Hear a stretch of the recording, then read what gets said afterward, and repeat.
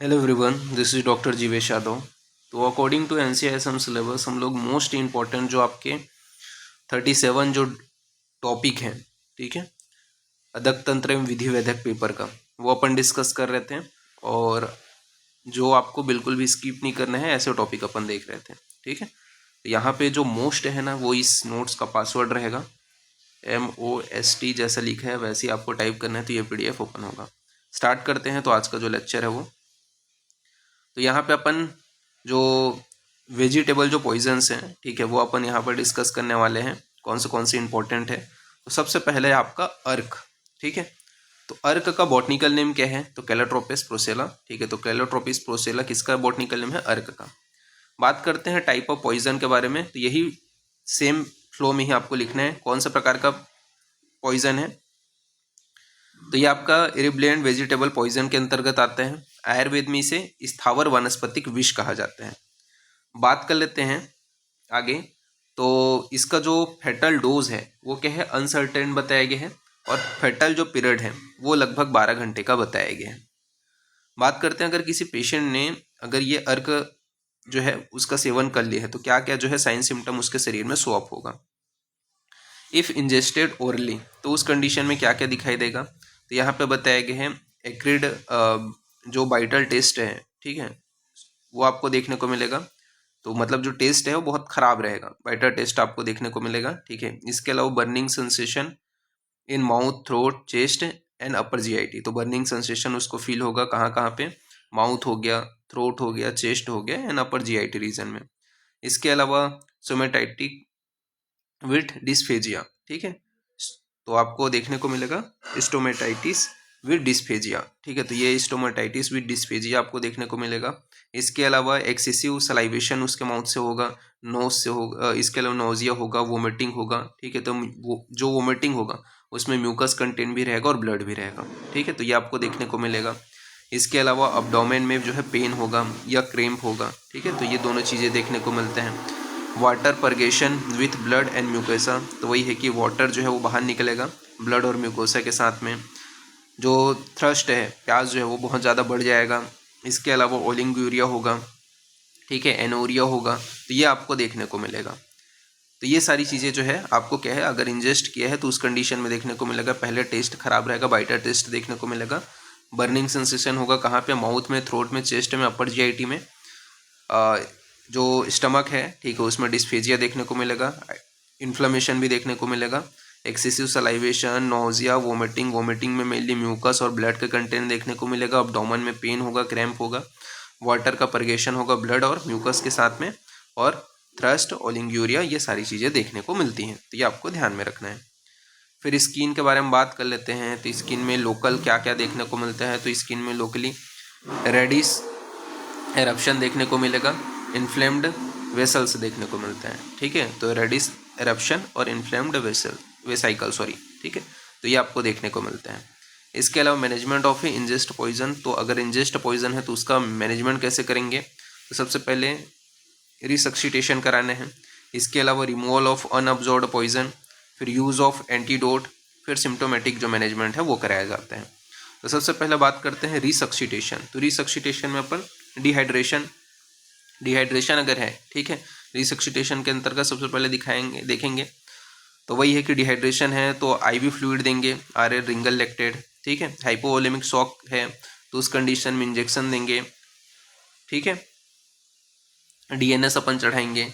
Dopamine का जो है 5 ग्राम पर kg जो है बॉडी वेट के हिसाब से उसे इंजेक्शन दिया जाता है DNS के साथ में, ठीक है। तो ये हाइपोवोलेमिक शॉक में बताया गया है।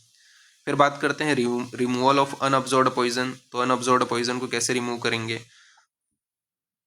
कॉन्शियस है, वाइटल स्टेबल है तो उस कंडीशन में अपन क्या कराएंगे? वोमिटिंग कराएंगे, यानी कि इमेसिस कराएंगे। क्या दे करके इमेसिस कराएंगे? तो सॉल्ट वाटर दे करके अपन क्या है उसे इमेसिस कराएंगे। इसके अलावा जो आपका सिरप आई पैक है, ठीक है, वो अपने को देना रहता है अगर अडल्ट है तो, ठीक है। तो ये यहाँ पे बताया गया।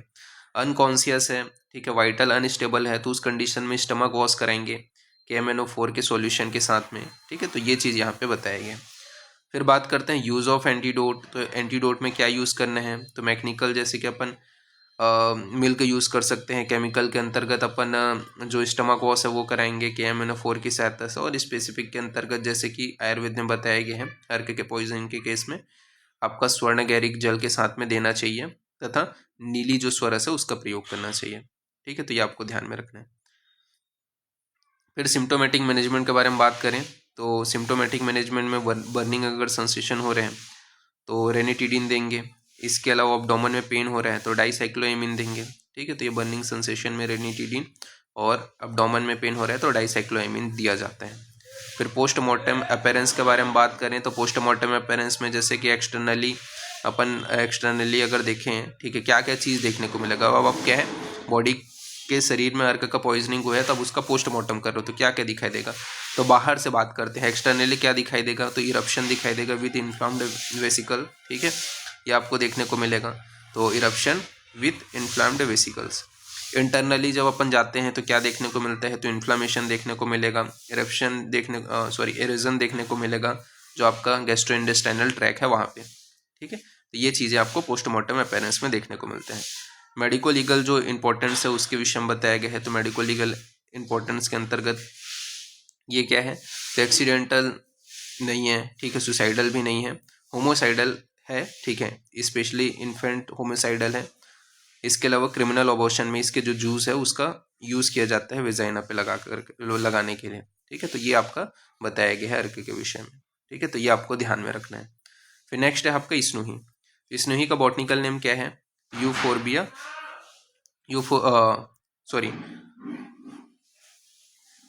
यूफोरबिया नेरीफोलिया। ठीक है, तो स्नूही का बॉटनिकल नेम क्या है, यूफोरबिया नेरीफोलिया। यूफोरबिएसी इसकी फैमिली है।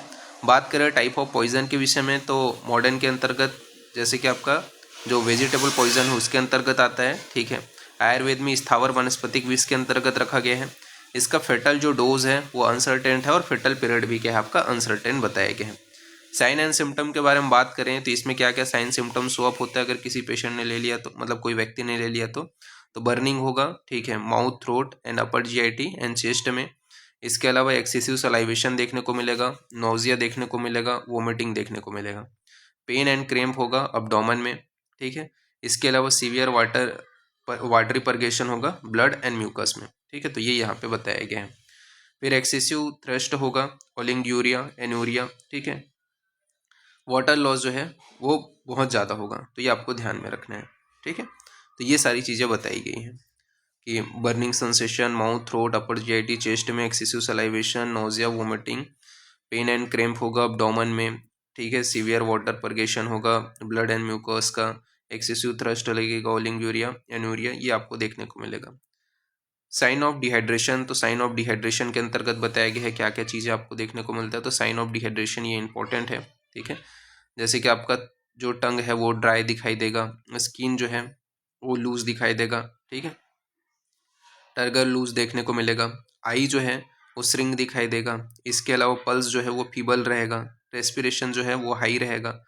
ठीक है, और डेथ भी हो सकता है हाइपोवोलेमिक शॉक के कंडीशन में। तो डिहाइड्रेशन के आपके जो साइन है वो किस में देखने को मिल रहे हैं तो स्नूही के अंतर्गत देखने को मिल रहा है, ये आपको ध्यान में रखना है। ये टंग का ड्राई दिखाई देना, स्किन का जो है टर्ग लूज दिखाई देना, आई का जो है श्रिंक दिखाई देना, पल्स का फीबल दिखाई देना। ठीक है, फीबल लगना, रेस्पिरेशन का हाई होना, ये यहाँ पे आपका आता है।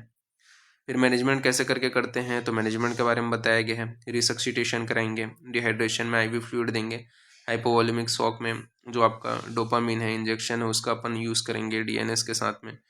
रिमूवल ऑफ अनअब्जॉर्ब्ड पॉइजन, उसके अंतर्गत जो पेशेंट है अगर कॉन्शियस है, वाइटल स्टेबल है तो एमेसिस कराएंगे सॉल्ट वाटर दे करके। अनकॉन्शियस है, वाइटल अनस्टेबल है तो स्टमक वॉश कराएंगे KMNO4 की सहायता से। यूज़ ऑफ एंटीडोट, तो एंटीडोट में जैसे कि मैकेनिकल एंटीडोट में मिल्क देंगे, केमिकल में KMNO4 देंगे। स्पेसिफिक के अंतर्गत स्वर्ण गैरिक को जल के साथ में दिया जाता है। ठीक है, आयुर्वेद के अनुसार। इसके अलावा चीचा पत्र को जल में पीस करके देते हैं। तो ये क्या है, यूज़ ऑफ एंटीडोट हो गया। फिर इसके बाद में अपन जो मैनेजमेंट है उसके विषय में बात करें तो बर्निंग अगर केस है, ठीक है, सिम्टोमेटिक मैनेजमेंट में, तो सिम्टोमेटिक मैनेजमेंट में अपन बर्निंग अगर है तो रेनिटिडिन देंगे, अब्डोमेन में पेन है तो डाइसाइक्लोएमिन देंगे। पोस्टमार्टम अपीयरेंस में आपको क्या क्या चीज़ देखने को मिलते हैं तो पोस्टमार्टम अपीयरेंस में एक्सटर्नली कोई स्पेसिफिक साइन तो नहीं दिखता, बट इंटरनली जब जीआईटी में जाते हैं तो इन्फ्लामेशन एंड जो आपका कंजेशन है वो आपको देखने को मिलेगा। सम पार्ट ऑफ स्नूही रेसिडेंस इन स्टमक, ठीक है। तो कई बार क्या होता है, जो कुछ पार्ट जो है स्नूही के वो स्टमक में ट्रेस हो जाते हैं।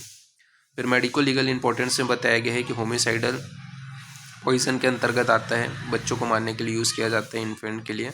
इसके अलावा अबॉर्टिफिकेशन में क्रिमिनल अबॉर्शन के लिए इसका मिल्क का यूज़ किया जाता है। तो ये यहाँ पे आपका बताया गया है, तो ये आपको ध्यान में रखना है। तो इस प्रकार से यहाँ पे आपका ये जो 8th टॉपिक है, ठीक है, वो यहाँ पे फिनिश होते हैं। नेक्स्ट क्लास में आगे कंटिन्यूशन करेंगे। तो अभी के लिए इतना ही। Thank you class.